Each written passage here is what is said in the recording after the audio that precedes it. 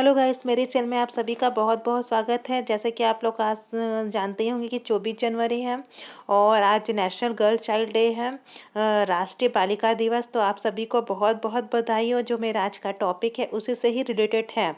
जैसे कि आप लोग जानते हैं कि हर बेटी के कुछ अधिकार होते हैं, कुछ हक होते हैं जो उन्हें कानूनी रूप से ही प्राप्त हो सकते हैं। तो मेरा यह वीडियो हर उस बेटी को समर्पित है और मैं चाहूँगी कि यह मेरा वीडियो अधिक से अधिक शेयर करें और हर बेटियों को अपने हक से जागरूक करें। तो सबसे पहले मैं आप लोगों को बताना चाहूँगी कि जो बेटियों के जो सबसे पहला अधिकार है वो क्या होगा। तो जो सबसे पहला अधिकार है वो है अपने पिता पैतृक संपत्ति पर जो अधिकार है। हिंदू लॉ में संपत्ति को दो श्रेणियों में बांटा गया है, पैतृक और स्वार्जित। पैतृक संपत्ति में वह आती है जो पीढ़ियों से चली आ रही हो, जैसे दादा परदादा उनकी जो संपत्ति होती है। ऐसी संपत्तियों पर संतानों का वह चाहे बेटा हो या बेटी जन्मसिद्ध अधिकार होता है। 2005 से पहले ऐसी संपत्तियों पर सिर्फ बेटों का ही अधिकार होता था, लेकिन संशोधन के बाद से क्या हुआ, पिता ऐसी संपत्तियों को जो बंटवारा करता है वो अपनी मनमर्जी से नहीं करेगा, यानी वह बेटी को भी हिस्सा देने से इनकार नहीं कर सकता है। कानून बेटी के जन्म लेते ही उसका पैतृक संपत्ति पर अधिकार हो जाता है। और पिता की स्वर्गीय संपत्ति, मतलब स्वर्गीय संपत्ति के मामले में बेटी का पक्ष थोड़ा सा कमजोर हो जाता है। अगर पिता ने अपने पैसे से जमीन खरीदी है, मकान बनवाया है, तो वह जिसे चाहे वह संपत्ति दे सकता है। स्वर्गीय संपत्ति को अपनी मर्जी से किसी को भी देना पिता का कानूनी अधिकार है। यानी अगर पिता ने बेटी को खुद की संपत्ति में हिस्सा देने से इनकार कर दिया है तो बेटी इस पर कुछ नहीं कर सकती। मतलब कि अगर पिता अपनी खुद की कमाई से अगर मकान बनवाते हैं या कोई ज़मीन खरीदते हैं और उसे जिसे चाहे वो दे सकते हैं।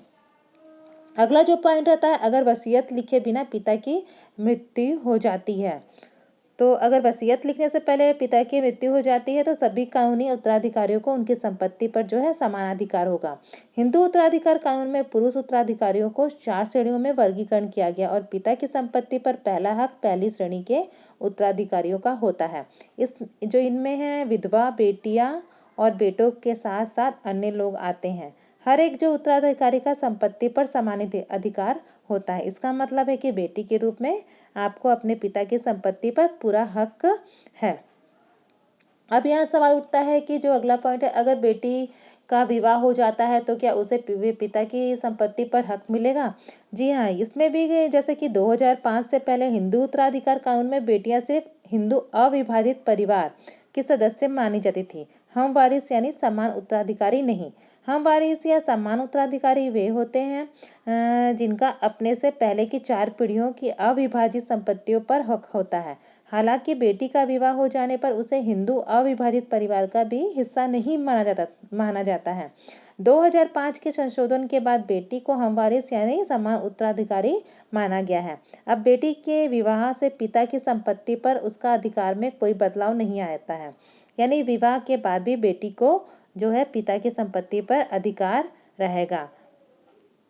अगला जो है, अगर 2005 से पहले बेटी पैदा हुई हो लेकिन पिता की मृत्यु हो गई हो। हिंदू उत्तराधिकार कानून में हुआ संशोधन 2005 से लागू हुआ है। कानून कहता है कि कोई फर्क नहीं पड़ता कि बेटी का जन्म इस तारीख से पहले हुआ हो या बाद में, इसका पिता की संपत्ति में अपने भाई के बराबर ही हिस्सा होगा। वह संपत्ति चाहे पैतृक हो या फिर पिता की स्वअर्जित। दूसरी तरफ बेटी तभी अपने पिता की संपत्ति में अपनी हिस्सेदारी का दावा कर सकती है जब पिता 9 सितंबर 2005 को जिंदा रहे हो। मतलब यह हिंदू उत्तराधिकार जो कानून में संशोधन हुआ है 9 सितंबर 2005 से लागू हुआ है। अगर पिता की मृत्यु इस तारीख से पहले हो गई हो तो बेटी का पैतृक संपत्ति पर कोई अधिकार नहीं होगा और पिता की स्वअर्जित संपत्ति का बंटवारा उनकी इच्छा के अनुरूप ही होगा है। अगला जो पॉइंट है, अगर क्या भाई बहन जॉइंट होम लेना चाहिए या दोनों भाई बहन जैसे कि है जॉइंट होम लोन ले सकते हैं कि नहीं। कई बार ऐसी स्थिति आती है कि जब भाई और बहन मिलकर मकान खरीदने की योजना बनाते हैं या कोई ज़मीन खरीदते हैं की योजना बनाते हैं खरीदने की, तो बहन के साथ संयुक्त नाम से मकान दोनों खरीद सकते हैं, ये भी सवाल उठ सकता है। तो इसमें कानून का मानना है कि अगर इसमें सबसे पहले उन्हें मकान के वित्तीय पहलू को ध्यान में रखने की जरूरत है।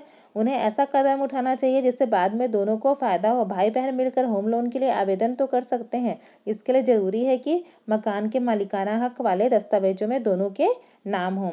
अगला जो बहुत ही इम्पोर्टेंट है, जो हर एक पत्नी को जानना जरूरी है, जैसे कि पति की सैलरी जानने का पत्नी को पूरा हक है, कानूनी अधिकार भी है। शादीशुदा पत्नी होने के नाते हर जीवन साथी को अपने पति के वेतन के बारे में जानने का अधिकार है। विशेषकर गुजारा भत्ता पाने के उद्देश्य के लिए वो ऐसी जानकारी ले सकती है। जी हाँ, अगर पत्नी चाहे तो यह जानकारी आरटीआई के जरिए भी हासिल कर सकती है।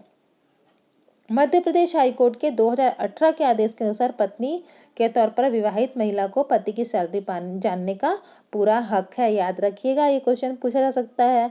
मध्य प्रदेश हाईकोर्ट 2018 के आदेश के अनुसार। अगला जो पॉइंट है, बेटियों की अनुकंपा पर नौकरी पाने का बराबर का हक। इसको भी याद रखने की जरूरत है कि बिलासपुर हाईकोर्ट ने पिता पर आश्रित विवाहित बेटियों को कोल इंडिया में अनुकंपा पर नौकरी पाने का रास्ता खोल दिया था। कोर्ट ने महिला की याचिका पर कोल इंडिया को आदेश दिया कि वो मृतक पिता की जगह पर विवाहित बेटी को उचित नौकरी दे। छत्तीसगढ़ के उच्च न्यायालय ने यह आदेश पारित करते हुए कहा कि किसी महिला के साथ विवाहित और अविवाहित के आधार पर भेदभाव नहीं किया जा सकता।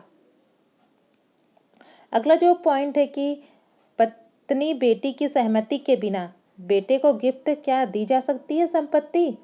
जी हाँ, एक पिता ने अपनी अर्जित संपत्ति अपनी पत्नी और बेटियों की जानकारी के बिना अपने बेटे को गिफ्ट कर दी। बेटियों की शादी हो गई और पत्नी को घर से निकाल दिया।